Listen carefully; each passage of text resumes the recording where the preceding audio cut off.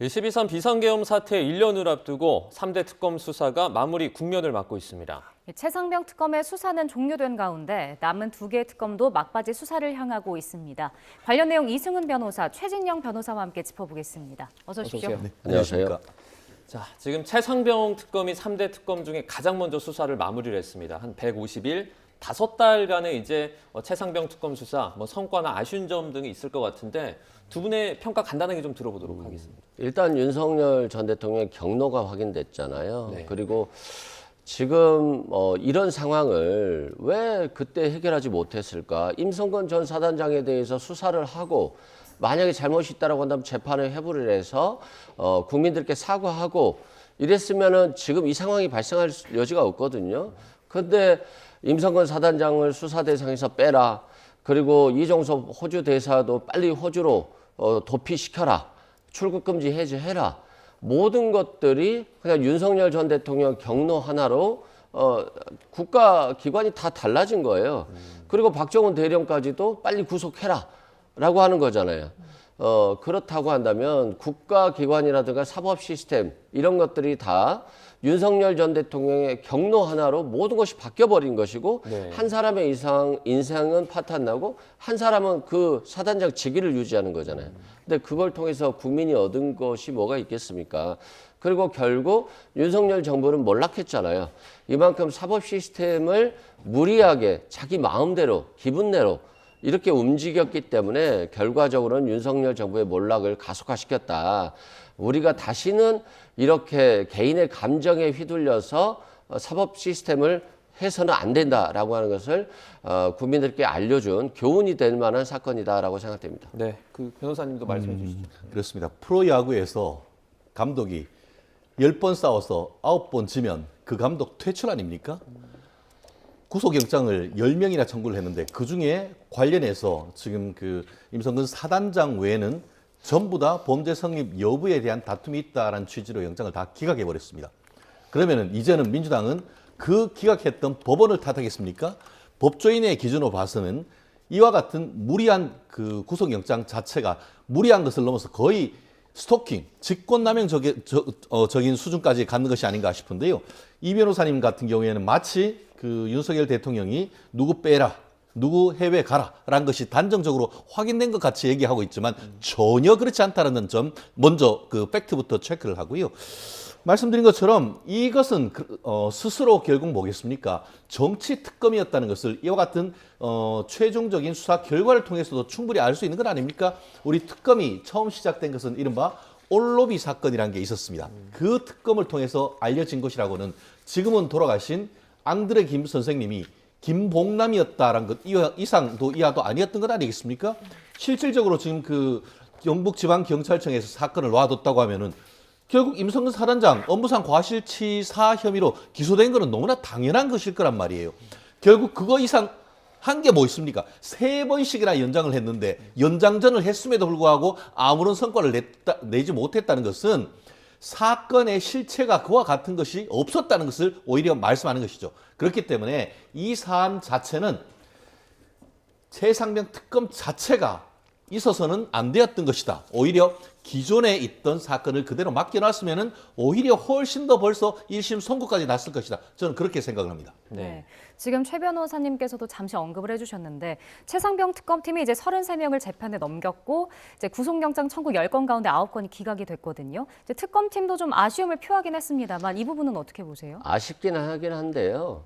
실제 좀 어려워요. 사건 자체가. 윤석열 전 대통령이 경로하고 조태용 전 안보실장에게 야 이종섭 빨리 내보내 호주로 이런 거지 않습니까? 이런 것들이 지금 다 확인되고 있거든요.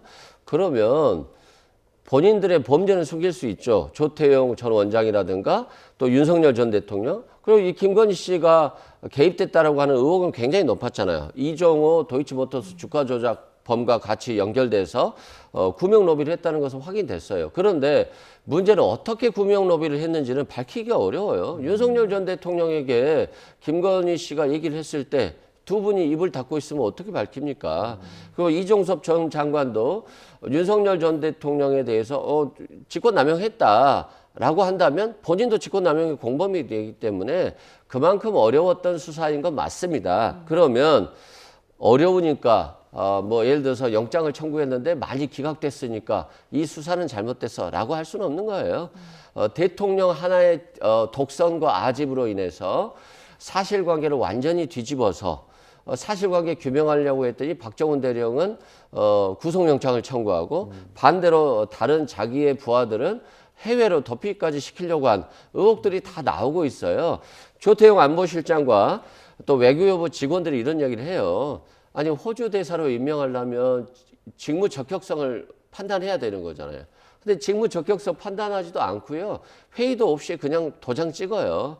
그리고 출국 금지가 됐으면 이거 해제해달라고 하면 해제 심의위원회가 또 열려야 되거든요. 해제 심의위원회 열리지도 않고 그냥 해제해요. 그리고 나서 법무장관이 기민하게 대통령의 지시 하나로 모든 절차를 무시해버려요. 모든 절차를 무시할 수 있는 윤석열 전 대통령의 힘은 무시무시했는데 그 무시무시한 힘이 결국 윤석열 정부의 몰락을 앞당겼던 것이고 부끄럽지 않습니까? 이렇게 그렇게 뭐 9점 8패, 10점 9패라고 해서 별것도 아니었던 사건이라고 하는데 그거 하나 해결 못한 것이 윤석열 정부의 무능함입니다. 그걸 조금 국민의힘이 좀 반성했으면 좋겠어요. 네. 제가 이 부분에 대해서 명확히 팩트를 체크하고 넘어가야 될 것 같습니다. 왜 10전 1승 9패가 됐느냐? 나머지 한 명은 결국 실질적으로 거기에 가가지고 어떤 구명복도 입지 않은 상태에서 물에 들어가라 했던 직접적인 지휘를 했던 임성근 사단장은 구속됐습니다. 네. 그 외에는 뭡니까? 윤 대통령이 경로해가지고 그것을 직권남용이다라고 얘기를 했습니다만 그 9명에 대한 영장이 왜 기각됐죠? 범죄가 성립되나 뭐 도주 우려가 없다고 했습니까? 그렇지 않습니다. 범죄 성립 여부에 대한 다툼이 있다고 줄줄이 기각됐습니다. 무슨 말씀이냐? 아시다시피 민주당 정권에서는 문재인 정부 때에 검찰 수사권 완전 박탈을 함과 동시에 그 당시에 군대 내에 있어서의 의문사 같은 경우에도 군대에서 할 것이 아니고 이 사건이 발생하면은 즉시 그 사건을 민간 경찰에게 이첩하라라는 법을 바꾸었습니다. 그런데 공교롭게도 이번 사건이 그 사건의 첫 사건이었습니다.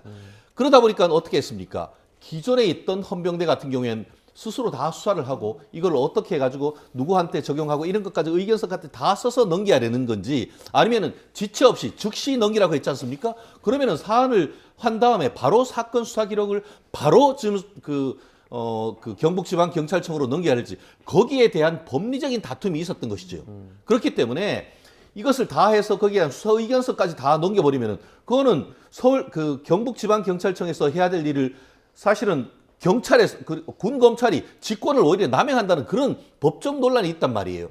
그런 첫 번째 사안에 대해서 법리적인 논쟁이 있는데 이거를 다 해서 넘겨야 된다. 그것이 아니고 수사했는 것 기본적인 피의자 신문 조서 이런 것만 해서 넘겨야 된다. 그거를 가지고 논란이 됐는데 그거를 가지고 경로했다고 직권남용이라고요? 그렇기 때문에 저는 제가 예측하길래 이 사안에 나머지 지금 30여 명을 지금 기소를 했다고 하는데 그 사건은 거의 제가 봤을 때는 무죄 나올 가능성이 매우 높다. 그렇게 하면 그거 누가 책임지죠? 지금 있는 억울하게 무죄가 나오는 사람들에 대해서 지금 특검이 책임집니까? 그렇기 때문에 한 명의 어떤 죄인을 놓친다 하더라도 99명의 무고한 어떤 그 피의자를 처벌해서는 안 된다는 것이 형사사건의 기본입니다. 그럴 가능성이 있다. 그럴 가능성이 얼마나 다 있죠. 그렇지만 형사사건은 기본적으로 합리적 의심을 배제할 만큼 확실한 증거가 없으면 기소하면 안 되는 겁니다. 그렇기 때문에 이재명 정부에 들어와서도 1심에서 무죄가 나오면 항소하지 말라는 게 그런 거 아닙니까? 그렇기 때문에 이 사안은 형사사건을 정치화함으로써 결국 수사하고 기소하지도 않아야 될 그 많은 사람들이 억지 기소됐을 가능성이 높다라고 저는 평가를 합니다. 네. 그러니까 윤석열 정부가 정말 무능해요. 이첩하는 게 뭐 어렵습니까? 그냥 군대에서 수사해가지고 경찰에 이첩하라고 하면 이첩하면 되는 거잖아요. 이첩을 해야 되는데 조금 더 수사하고 이첩해야 되느냐, 덜 수사하고 이첩해야 되느냐, 그런 거 갖고 고민할 시간이 어디 있습니까? 그리고 의문사 규명을요, 왜 군대에서 하지 말고 경찰로 보내려고 했냐면요. 네네. 군대에서 많은 사람들이 죽었잖아요. 근데 군대에서 자체적으로 해결하면 결국에는 그 지휘관들이 다 징계됩니다. 그렇기 때문에 의문사를 은폐하는 경우가 많았어요. 그래서 의문사 같은 경우 군대가 아닌 경찰에서 수사하자라고 하는 거예요. 그러면 군대는 적절히 수사해서 경찰로 이첩하면 돼요. 또 경찰이 수사하다가 수사 범위가 늘어날 수도 있고 줄어들 수도 있습니다. 네. 그런데 뭐 굳이 임성근 전 사단장을 빼고 이첩하라고 하니까 이 사단이 나는 거예요. 임성근 전 사단장이 잘못한 게 없으면 경찰 가서 기소 안 할 거 아닙니까? 그런데 뭘 그걸 갖다가 뭐 외압을 행사해서 국방부 장관에게 얘기하고 해병대 사령관에게 얘기하고 그러면 뭐 앞서 조금 언급을 해주셨는데 이 전 장관 있지 않습니까? 저기 이종섭 전 국방부 장관 호주 대사 도피 그때 당시 의혹 때 윤 전 대통령이 직접 지시했다 이런 의혹도 좀 있었는데 수사로 드러난 거는 어디까지입니까? 그렇죠. 그러니까 지금 드러난 건 윤석열 전 대통령이 외압을 행사했다, 경로했다, 이것 때문에 결과가 뒤바뀌었다 이런 의혹들이 있었고 네. 그랬는데 지금 수사 보니까 조태영 전 안보실장에게 지시를 해서 자신들에 대한 수사가 임박해 오니까 아마도 호주로 내보내자.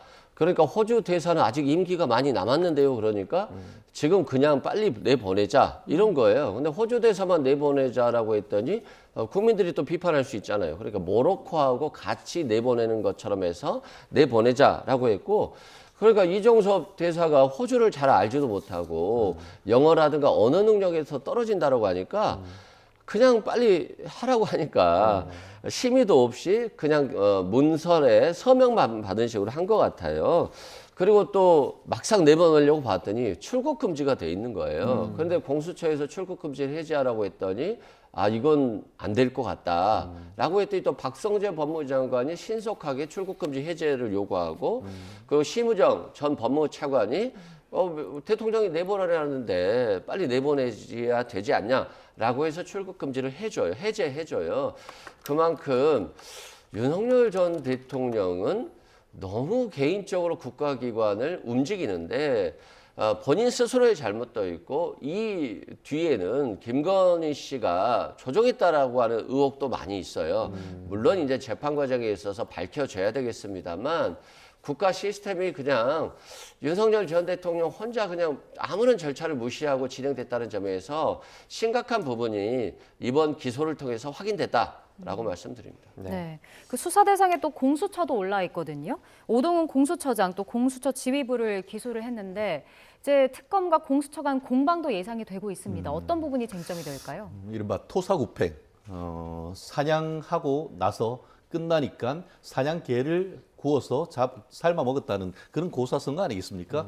사실 오동훈 그 공수처장 같은 경우에는 지난 그 12.3 비상계엄 이후에 처음에는 그게 뭐 검찰로 갔다가 다음에는 경찰로 갔다가 결국 이 사안을 윤 대통령에 대한 수사 그리고 또 체포를 공수처에서 했지 않습니까? 그 과정에서 많은 경찰을 동원을 하고 윤 대통령을 구속시켰던 그런 사안에 대해서 민주당에서는 아 이것 봐라 하면서 이제 공수처를 잘했다라고 하고 예산도 인원도 늘려주겠다라고 했는데 그와 같은 일들이 다 끝나고 났더니만 이제는 공수처장에 대해서 지금 기소를 하고 수사를 하고 압수수색하는 이런 어이없는 일들이 벌어지고 있는 것입니다. 지금 명분상으로는 결국 그 공수처에서 이 사안을 그 수사하는 과정 속에서 뭔가 문제가 되고 있었는데 이걸 빨리빨리 그 법무부나 이런 데에 보고하지 않았다라는 것으로 해서 이 직무유기를 했다라고 하고 있고 더불어서 이 사안에 대해서 수사 지금 이제 그 어떻게 보면 그 선거철로 들어가니까 선거철이 있을 때까지는 어떻게 보면 수사를 하지 말라라는 그런 지시를 했는데 그 또한 직무유기다라고 얘기를 하고 있습니다. 아시다시피 그 관행적으로 어떤 그 정치적 수사를 하다가도 대선이건 아니면 총선이건 있으면은 검찰총장이 이 부분에 대해서는 그 어떻게 보면 가끔 오얏 나무 밑에 가끔 그 고쳐내지 말라라고 하면서 수사를 잠정 중단하는 것은 오히려 검찰의 정치적 중립성을 확보하기 위한 조치인 것이죠. 그런데 이제는 왜 그때 계속 수사를 해서 민주당에게 그 어떻게 보면은 선거에 도움이 되는 일을 하지 않았냐 이런 맥락으로 해가지고 공수처장에 대해서 지금 기소를 한다는 것은 제3자적 시각에 있어서 봤을 때는 과연 이것이 나라냐라는 얘기가 들을 수밖에 없는 건 아니겠습니까? 그렇기 때문에 과연 이렇게 기소된 사안에 대해서 법원에서 유죄가 나올지 여부에 대해서도 상당히 의문이고요. 만약에 이런 식으로 한다고 하면은 오히려 아까는 뭐 지금 윤 대통령이 경로했기 때문에 직권남용이다라고 지금 기소를 했는데 이재명 대통령 같은 경우에는 이번에 그 중동 순방하고 한국에 들어오자마자 챙겨야 될 것도 그렇게 많은데 정작 본인이 공범으로 지금 기소돼 있는 다른 사건과 관련되는 검찰에 대해서 어떻게 보면은 감찰해라. 이게 바로 직권남용이 아니냐 하는 비판이 있는 것은 바로 그 부분 아니겠습니까? 네. 민주당 같은 경우에는 직권남용이라는 것을 전가에 보도라라고 해서 하지만 직권남용이라는 것은 저희가 그 시험 공부를 하다 보면 뭐냐? 직권남용을 강하게 그 기소를 하면은 공무원은 복지부동하게 되는 이른바 복지부동 조장죄다라는 그런 얘기가 있을 만큼 과연 이런 식으로 해서 전임 정부와 관련되는 사람들에 대한 직권남용 권리행사 방해죄를 전가의 보도처럼 쓰는 것이 맞는지에 대해서는 상당히 의문입니다. 네, 지금 뭐 최상병 특검 이틀 전에 이제 공식 활동 종료를 선언을 했고 이제 뭐 공소 유지를 위한 준비 작업에 계속 나서고 있을 것으로 보이는데 말씀해 주셨지만 사실 기소된 내용을 좀 보면 직권남용이나 그 권리행사 방해가 많이 있거든요. 근데 사실 재판에서 이걸 입증하기 어렵다는 의견이 있어요. 어떻게 보십니까? 상당히 어려워요. 예전에는 직권남용죄 같은 경우는 거의 사문화된 법이었어요. 네. 근데 윤석열 전 대통령이 검찰하면서 직권남용을 엄청나게 기소했어요. 윤석열 전 대통령이 다시 일으켜 세운 법이다라고 말씀드리고요. 본인이 세운 법에 본인이 당하고 있는 거예요. 그런 측면에서 뭐 억울할 게 없을 것 같고 과거의 검찰에서의 직권남용 이런 겁니다. 뭐 예를 들어서 부장검사가 또는 담당검사가 수사를 하고 기소하려고 했더니 윗선에서 기소하지 마라고 하거나 기소해라고 하는 경우가 많이 있었어요. 그렇다고 한다면 이게 직권남용이냐라고 하는 문제가 많이 됐는데 이번 사건은 바로 그러한 검찰의 오래된 관행에 대해서 법의 심판을 받을 수 있는 중요한 겁니다. 예를 들어서 수사검사가 최병 사건 수사하면서 아니 이거 대통령실과 국방부실에 대해서 압수수색 해야 됩니다. 그렇지 않으면 수사가 진행될 수 없습니다. 라고 했더니 야, 나 하지 마. 나 사표 낼 거야. 절대 하면 안 돼. 라고 하는 거예요. 그러면 대통령실 수사를 막아버리고 국방부 수사를 막아버리는 거잖아요. 이건 분명히 공무원이 그 지위를 남용해서 직권을 남용해서 수사를 못하게 방해하는 것이거든요. 제가 봤을 때 직권남용 됩니다. 그런데 직권남용이 한 5년 이하의 징역으로서 처벌이 약해요. 네. 그러다 보니까 구속수사보다는 불구속 수사를 하는 게 낫지 않겠냐라고 하는 법원의 판단이었던 것 같고 직무유기도 마찬가지예요. 예전에 담당 검사가 수사하려고 봤더니 위에서 백이 들어와요.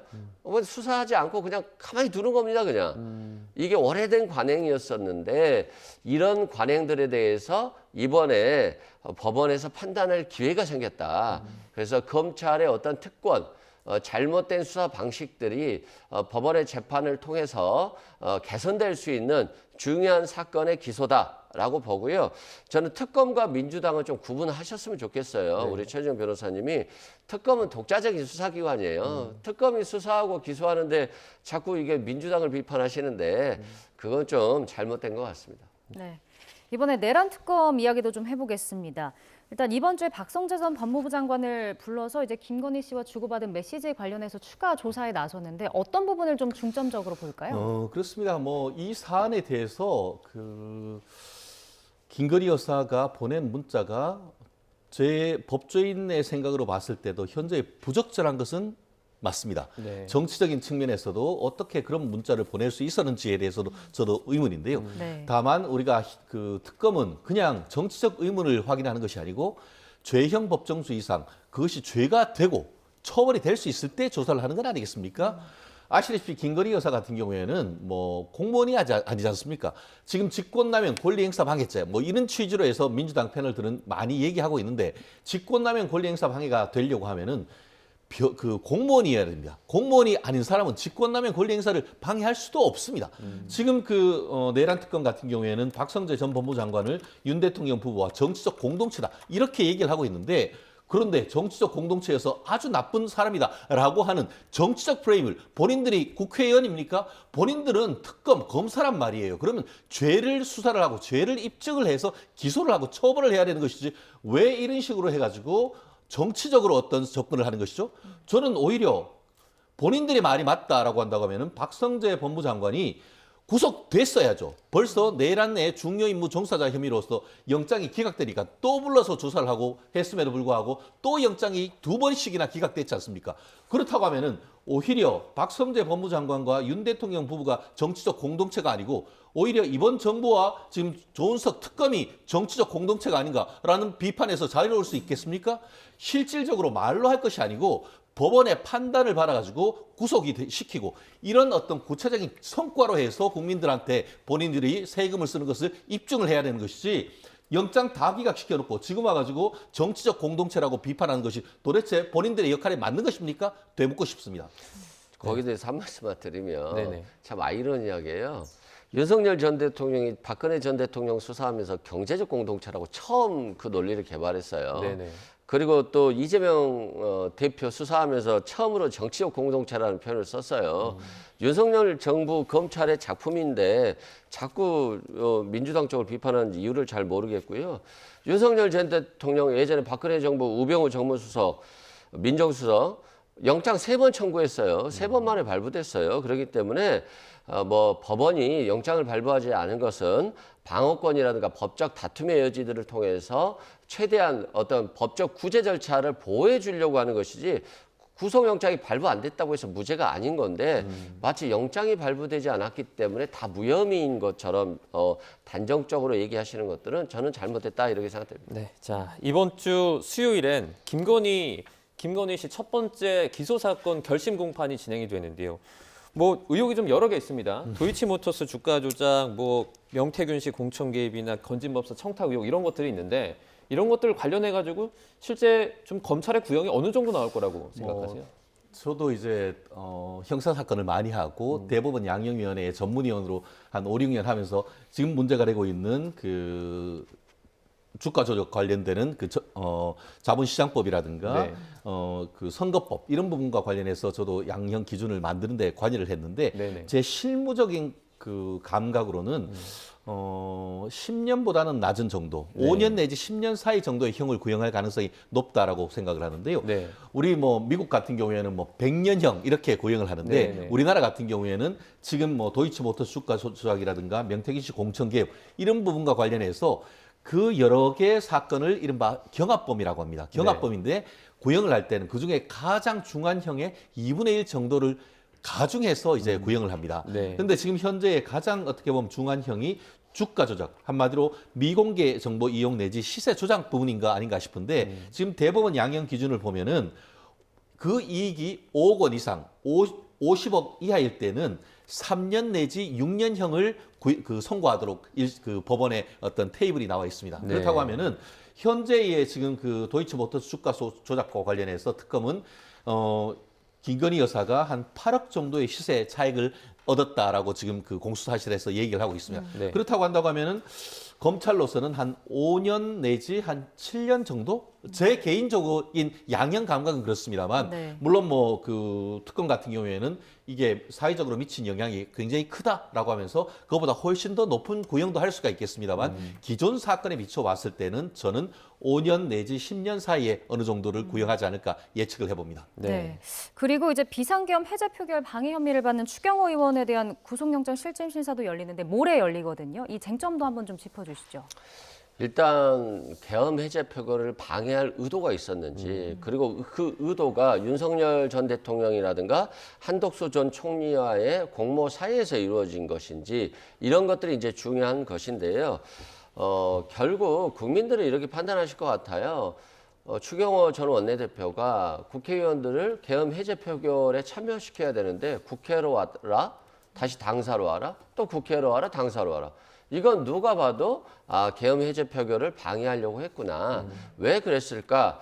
윤석열 전 대통령이 통화를 했네? 한덕수 전 총리가 통화를 했네? 그러면 누가 봐도 이거 방해하려고 했겠네. 국회 본청 안에 들어가 있던 국회의원들까지도 야, 회의하게 나와 그랬잖아요. 아니 이게 뭐 국회의원들이 바보도 아니고 계엄이라고 하는 것은 전시사변 이에 준하는 상태인데 아무런 요건이 없는데 계엄을 하려고 했다. 이런 것들은 금방 알 수 있는 상식적인 부분이잖아요.